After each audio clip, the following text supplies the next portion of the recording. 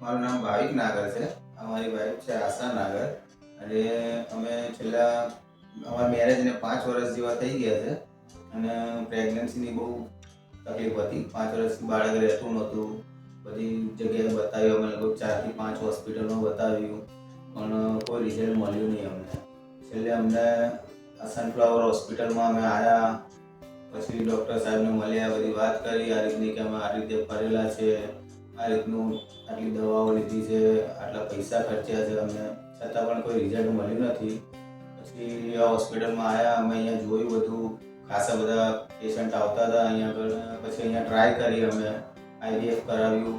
IVF કરાવ્યા પછી સારું એવું રિઝલ્ટ મળ્યું. અમે ફર્સ્ટ વાર જ, પહેલી વારમાં જ અમારે પ્રેગ્નન્સી રહી ગઈ છે મારા વાઈફને, અને બધી રીતે આમ સારું છે. સનફ્લાવરમાં એટલું કે મેન તો રિઝલ્ટ મળી ગયું અમને, એ બહુ ખુશીની વાત છે. અને ડિફરન્સમાં તો એવું છે કે કોસ્ટલી પણ બહુ સારું લાગ્યું છે.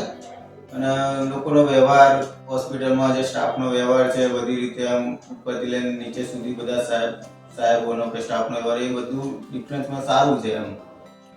હું તો એ જ રિક્વેસ્ટ કરીશ બધાને કે તમે આવો એકવાર સનફ્લાવર હોસ્પિટલમાં.